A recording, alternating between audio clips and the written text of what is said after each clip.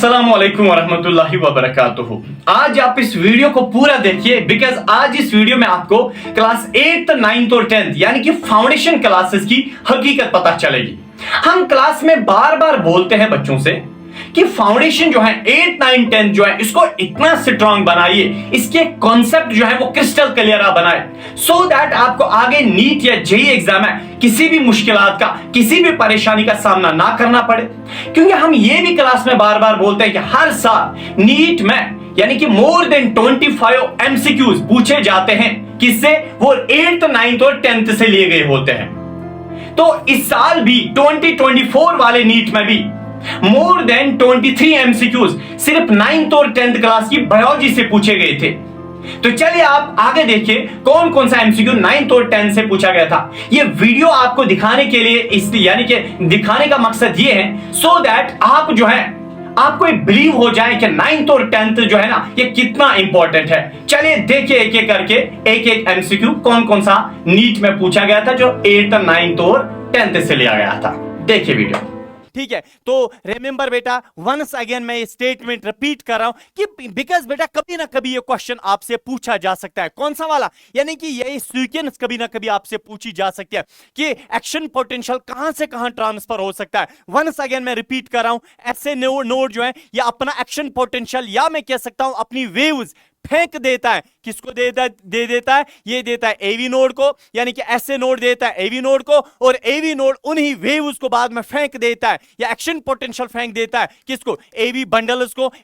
और एवी बंडल्स बाद में किनको देता है? यानी कि और बहुत सारी बंडल्स को देता है। उसके बाद बेटा फाइनली पुरकेंजी फाइबर्स को दिया जाता है। तो क्लास 10th के लिए आपको इतना काफी याद रखना है, ऐसे नोड देता है एवी नोड को, एवी नोड देता है एवी बंडल्स को, और फाइनली लास्ट पे बेटा फिर पुरकेंजी फाइबर्स पे एंड हो जाता है। ठीक है, चल। और अगर हम जक्स्टा मेडुलरी नेफ्रॉन्स की बात करें, ये भी मैंने बोला, और इन नेफ्रॉन्स ये भी कॉर्टेक्स में ही होते हैं, लेकिन इनका जो लूप ऑफ हेनली होता है वो बेटा इतना डीप हो गया होता है कि वो किडनी के मेडुला में होता है। मैंने आपको लिखाया था मेल सेक्स सेल के बनने को हम क्या बोलते हैं? सुपरमेटोजेनेसिस। सुपरमेटोजेनेसिस का प्रोसेस आपने अभी देखा, कहां से क्या सफर होता है। तो सुपरमेटोजेनेसिस कहां पे होता है? मेल के टेस्टिस में बेटा मेल सेक्स सेल्स बनती है, सुपरमेटोजेनेसिस होती है। मेल के टेस्टिस में कहां? सेम्निफेरस टेब्यूल में बनता है। सेम्निफेरस टेब्यूल में क्या होता है? सुपरमेटोगोनियम सेल होती है, सुपरमेटोगोनिया सेल होती है, वहां से मेल सेक्स सेल बनती है। ठीक है, चलो आगे। अब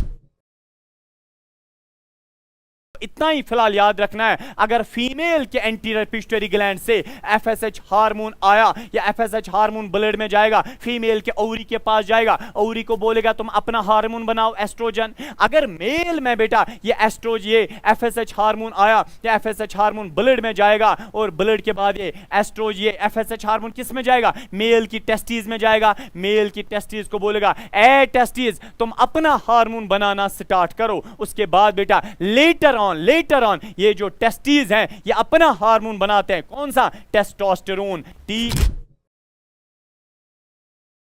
ना ये वाला लीकोप्लास्ट क्या करता है? फूड को स्टोर रखता है, इसलिए लीकोप्लास्ट कहां पे होता है? ये बेटा मेरा सीड के अंदर होता है। अंदर से अगर आप इस एक सेंट्रोल को अंदर से देखोगे या अंदर से देखोगे, इसमें अंदर से क्या दिखता है? नहीं बेटा कुछ चरखा जैसा दिखता है ना, वो कार्ट व्हील जैसा दिखता है। आपने देखा है जो ये न्यूक्लियस है ना, न्यूक्लियस में जो ये होता है ना न्यूक्लियोलस क्या बनाता है? आरएनए बनाता है। चलो आपको प्रॉब्लम हो जाएगी, आप इतना तो याद रख सकते हैं कि न्यूक्लियस में जो बच्चे मेरे ये न्यूक्लियोलस होता है, न्यूक्लियोलस क्या बनाता है? आरएनए बनाता है। फीमेल की पहले जमाने में समझा जाता है, ये मिथ है, अगर ये पर्दा फीमेल को इस वजाइना में होगा तो फीमेल ने सेक्सुअल इंटरकोर्स नहीं किया है, इसने सेक्स नहीं किया है, इसने इंटरकोर्स सेक्सुअल मैटिंग नहीं किया। बट बेटा गलत है, ये पर्दा कभी भी टूट जाता है अगर फीमेल रनिंग तेज करती है, जॉगिंग करती है, हॉर्स राइडिंग करती है, खेल कूद करती है, तो बेटा क्या है? ये पर्दा कहीं से भी तेज रनिंग से बेटा टूट सकता है। तो this is not the sign of virginity. Adrenal cortex से बेटा जितने भी हार्मोन्स निकलते हैं वो हार्मोन्स कोलेस्ट्रॉल से बने होते हैं, इसलिए उन हार्मोन्स को बच्चे मेरे हम क्या बोलते हैं? इन हार्मोन्स को हम बोलते हैं कॉर्टिकोस्टेरॉइड्स। बेटा ये जो टाइम होता है, ये जो समय होता है, ये वाले, ठीक है, या ये जो तरीका है, इसको बेटा हम बोलते हैं नेचुरल मेथड। इसमें किसी भी चीज का इस्तेमाल नहीं करना पड़ता है। और रिमेंबर बच्चा मेरा, फिर है ये कौन सा है, पीसीटी, प्रॉक्सिमल कन्वोल्यूट ट्यूब्यूल। यहां भी मैंने बोला वाटर के साथ क्या होता है, परमिएबल टू वाटर है। और उसके बाद मैं आया बेटा लूप ऑफ हेनली पे। लूप ऑफ हेनली में मैंने बोला ये होता है डिसेंडिंग लूप ऑफ हेनली, ये होता है ascending loop of Henley. Descending loop of Henley में मैंने बोला कि यहां पे सबसे ज्यादा क्या निकलता है, बाहर वाटर निकलता है, यानी कि ये परमिएबल टू वाटर है। अंदर से अगर आप इस एक सेंट्रोल को अंदर से देखोगे या अंदर से देखोगे, इसमें अंदर से क्या दिखता है, नहीं बेटा कुछ चरखा जैसा दिखता है ना, वो कार्ट व्हील जैसा दिखता है। आपने बेटा आपने देखा है, if both the factors are present in the organism, one act as dominant over the other। एक जीन में दो अलील होते हैं और एक अलील इसमें जोर हो जाता है, डोमिनेंट हो जाता है। इस फेनोमेनन को, जब एक जीन में एक अलील डोमिनेंट हो जाता है, इस फेनोमेनन को हम बोलते हैं लॉ ऑफ डोमिनेंस बोलते हैं। जाता है हमारी जो बॉडी है ना, मेरी जो बॉडी है, इसमें जो गोश्त जहां जहां पे होता है, गोश्त को हम बोलते हैं मस्कुलर टिश्यू। बट मेरी बॉडी में गोश्त बेटा 3 किस्म का होता है। जिबरेलिन हार्मोन्स का क्या काम है, पहला काम ये प्लांट को बेटा ग्रो कराता है, इलोंगेट कराता है, बढ़ाता है। It increase the plant height. क्या बच्चा मेरा, तीसरी जो चीज पाई जाती है कहां पे, प्लास्टिड के अंदर, वो ऐसा होता है, क्या होता है, ऐसा होता है, हाँ डीएनए का टुकड़ा होता है। क्या होता है, डीएनए का टुकड़ा होता है। रिमेंबर बच्चा मेरा, होते हैं right cerebral hemisphere, left cerebral hemisphere. Right और लेफ्ट सेरिब्रल हेमिस्फीयर को आपस में कनेक्ट करने वाला कॉर्पस कैलोसम एक टिश्यू होता है। आपको मैं यहां पे बच्चा मेरा कॉर्पस कैलोसम दिखाऊं, देखो ये जो व्हाइट वाला एरिया है ना, दिस इज कॉर्पस कैलोसम। बच्चा मेरा यही कॉर्पस कैलोसम क्या करता है, ये बच्चा मेरा राइट सेरिब्रल हेमिस्फीयर को लेफ्ट सेरिब्रल हेमिस्फीयर के साथ कनेक्ट करके रखता है।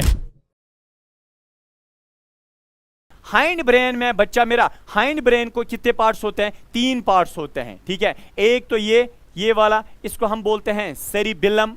और यहां पे एक और पार्ट होता है ये वाला, इसको हम पता है क्या बोलते हैं, इसको हम बोलते हैं पॉन्स वेरोली। फिर ये डंडियां 2 निकलते हैं, इसको हम बोलते हैं मेडुला ओब्लांगाटा। जो ये कार्बन डाइऑक्साइड स्ट्रोमा में आ गया, एटीपी एनर्जी देता है, एनएडीपीएच इलेक्ट्रॉन देता है। एनर्जी और इलेक्ट्रॉन की वजह से ये energy and electron carbon dioxide के पास जाता है और कार्बन डाइऑक्साइड को बेटा कन्वर्ट करते हैं किसमें, ग्लूकोज में, ठीक है ना। तो डार्क रिएक्शन में क्या होता है, एटीपी एनर्जी देता है स्ट्रोमा में और एनएडीपीएच इलेक्ट्रॉन देता है और कार्बन डाइऑक्साइड को क्या कन्वर्ट करते हैं ग्लूकोज में। बी यहां पे मतलब होता है, बी लिम्फोसाइट्स का मतलब बून मैरो लिम्फोसाइट्स, ये मैच्योर होती है बून मैरो में। टी लिम्फोसाइट का मतलब थाइमस लिम्फोसाइट, ये थाइमस में मैच्योर होती है होता है। तो पेनक्रियाटिक जूस में 3 एंजाइम्स होते हैं, pancreatic amylase, trypsin, pancreatic lipase से 3 एंजाइम्स हैं। और जो आइलेट ऑफ लैंगरहान में जो बीटा सेल है, बीटा सेल से बेटा एक हार्मोन निकलेगा। क्या निकलेगा, एक हार्मोन निकलेगा। उस हार्मोन का क्या नाम है, उस हार्मोन का नाम है इंसुलिन। हाँ, बड़ा बदनाम हार्मोन है बेटा।